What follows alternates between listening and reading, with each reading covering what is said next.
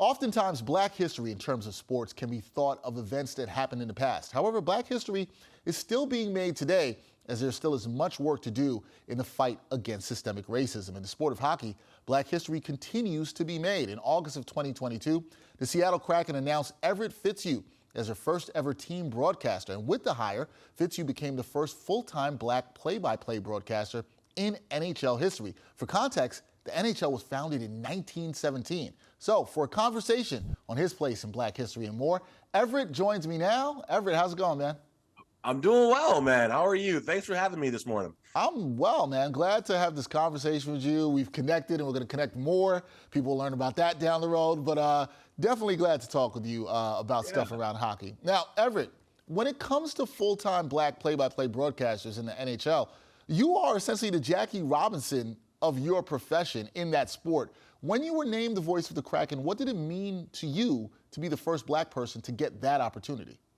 Yeah, when I first got that phone call, when I first was introduced, the first thought that went through my mind was a professional one. You know, this was the first goal that I'd ever set for myself back in college. So I said to myself, man, I finally reached my NHL goal. But then you start thinking about, well, there's not a lot of folks who look like me in this space, and that's when it kind of hits you that, man, you're doing something big. And I never really set out to be the first. I don't think anyone really sets out to be the first, but when you find yourself in that position, you owe it to your culture, you owe it to your sport, and I think more importantly, you owe it to yourself to take on that responsibility head on, because I don't want to be the only Black person in this chair, in this position. So it was really, really humbling in the beginning. It still is very humbling to think about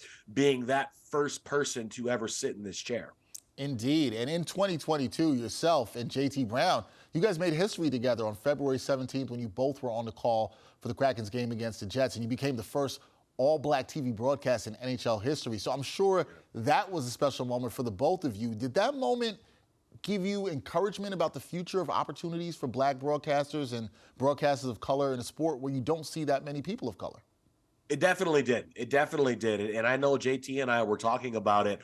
I think it was my first ever TV game. So we were both thinking, all right, man, don't screw this up. Like, I know you're a radio guy, but you on TV tonight. But, we were talking about that during breaks and on the bus and on the plane after, like, man, we just did something really special. And I think that for people like myself from the city of Detroit, JT's a Midwestern boy from Minnesota. He was oftentimes one of the only Black kids on his hockey teams growing up. And I think we looked at it from that perspective. Like, man, we've always been the only ones in our circles, whether it be playing for him, whether it be a fan for myself. We've always been one of the only few Black folks in our circles. So to be able to stand up in front of the cameras and to give that, to have that opportunity and to show people like, hey, listen, you belong, and it doesn't mean you need to play. If you're Black and you want to get involved in this sport, there are so many different avenues and so many different ways you can become involved in hockey. And I think that was another example and another step of us taking in that game to say you belong in this sport. Yeah, absolutely. Belong in the sport, two of you together, making history.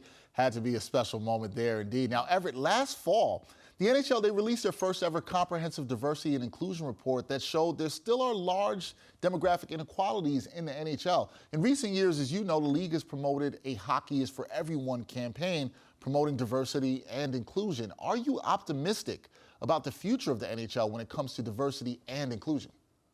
I am very optimistic. I give a lot of credit to the work that the NHL has done. Folks like Kim Davis in the league office, her leadership and guidance. But I think, as is the case with a lot of areas when it comes to DE&I, there's still so far to go, and there is still so much we can do in this sport. We're seeing a lot more Black players, a lot more non-white communities and populations getting involved in in the game. We're seeing a lot more women involved in the game. The LGBTQ community has been massively influencing our sport, which is amazing to see. But like I said, there's still so far to go, and I think that there are times when you take a couple of steps forward and then something happens, and you see a step taken back, and I think we need to stop those steps backwards in order to help push this sport forward. But I do think that we as a sport and we as a league are on the right track. You see a whole lot of teams and other individuals that are putting DE&I at the forefront, Seattle being one of them. It is such an honor to work for an organization that is so intentional and deliberate in their DE&I practices. And I think it's starting to spread. You're starting to see a lot more of that around the league. It's a marathon. It's not a sprint, which is unfortunate, I think, but at least we're taking those steps in that right direction to get to a place where there is level and equal footing across our sport. Well, one of those steps, Everett, obviously starts with representation, and you are representing well for diversity, the black community in general, being a broadcaster for the Seattle Kraken. And, man, I'm glad to see you doing what you do. I've told you this before. I appreciate your time here and coming on to talk with me, especially here in Black History Month. And we will connect soon. That is Everett Fitzhugh, everybody, the play-by-play voice, of the Seattle Kraken. Everett, thank you for your time. Appreciate it, man. Thank you so much, man. This was a pleasure.